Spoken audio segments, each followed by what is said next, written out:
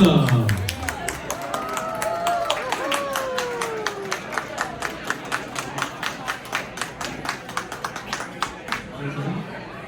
Good evening, everybody. It is an honor for me to be here and speak on stage today. Arsa, as you probably just saw in the video. So, yeah, today I'm just here to share about my experience with the Joy Culture Foundation. So, the best thing the foundation has done for me is help me pursue my passion. So, I was convinced by my mom to join the foundation's youth program in December of 2023. And the reason I say convinced is because I wasn't so convinced about joining the program at first. I wonder if anyone can guess what made me change my mind. Any ideas? So, was it for the great cause of being a good Samaritan? Or, maybe the precious volunteering hours? No, because actually when I started I was 14, so I didn't need any of that, basic stuff, right? But what really brought me from San Jose all the way to Menlo Park, and trust me, it's a very long drive, right? So thank you to my mom for driving me there. It was really because there was a small print at the sign-up sheet, right? Very small print, and it read $500 for volunteering 100 hours. And being the narrow-minded 8th grader I was, I instantly imagined those beautiful Nike shoes I wanted. So I was dreaming of that, right? So for the very first few weeks of my volunteering journey, all I did was stack books on shelves with other kids my age, sometimes messing up the order because I didn't know where to put it, and helping with the things that needed to be done in the library. But eventually, I got kind of bored, right? I was still helping the library and I enjoyed doing that, but I kind of got bored. And I didn't have anything else I could do for the foundation. I didn't have anything else I could provide.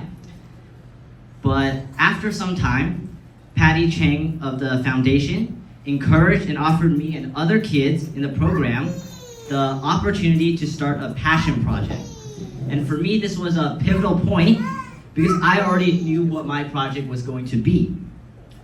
So, since I was a kid, I have been fascinated by the romance of the Three Kingdoms, 三国演义. And for those who do not know, 三国演义 is a novel written about a warring period towards the end of the late Han Dynasty, 2,000 years ago in ancient China. So, over the years, I've grown so passionate that I even started my own online class teaching this subject, and I've even read the entire original text, 文言文. However,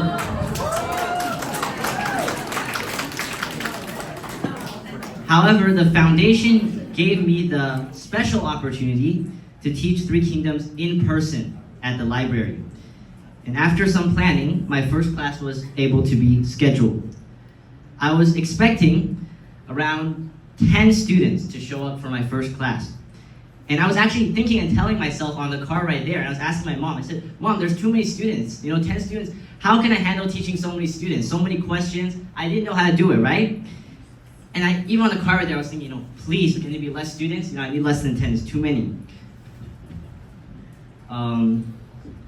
But instead of learning the valuable skill of how to teach a large class, I ended up having to learn the exact opposite, which was how to teach a small class. Because I had only 3 students show up for my first class instead of the expected 10. And one of them came late, one of them was my sister, and then another student was someone who didn't actually sign up for my class, but they were just sitting around, so they said to join. So at this point, I was even more nervous. I was like shaking, because I wanted fewer students, but I never thought I would have no students.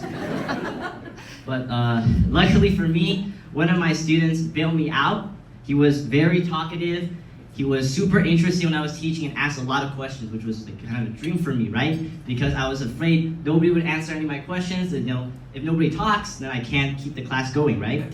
So that helped me a lot. And then since then, I have taught numerous classes at the foundation, And at my most recent class, I exceeded more than 10 students. So,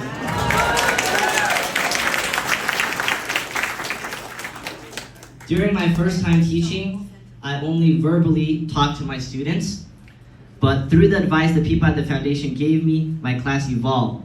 So I want to thank Vivian from the foundation and then Cassandra from the foundation, because they gave me all this advice, how to better and improve my class. From, obviously my first class, I was only speaking verbally, and then now I added a crafts and games portion to my class, where students did activities related to the Three Kingdoms story they learned that day. So Stephen, could you, actually I can get it, I got it. So this is an example of one of the crafts the students were able to do in one of my classes. So the topic for the class that day was 三英战吕布.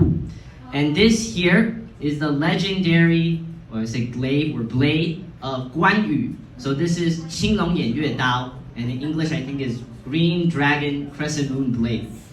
So yeah, not only were they able to make this, they were also able to make different weapons. So they were able to make Liu Bei's 双股剑, double wielded sword, and they're also able to make Zhang Fei's 丈八蛇矛.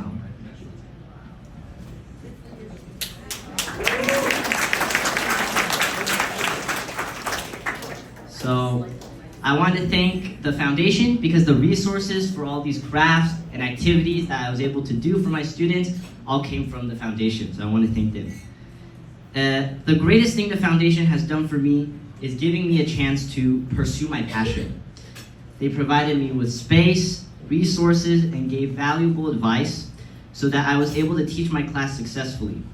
Through this opportunity, I realized there were other kids who shared the same passion as I did, and that I could also introduce Three Kingdoms to those who have never heard of it before.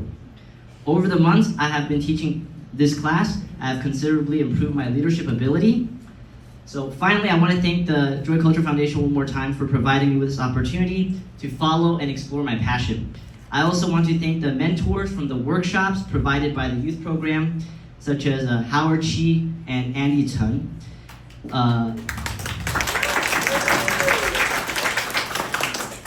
Last but not least, I especially thank the founder, Lulu Robertson, for giving me this wonderful interview and speech opportunity.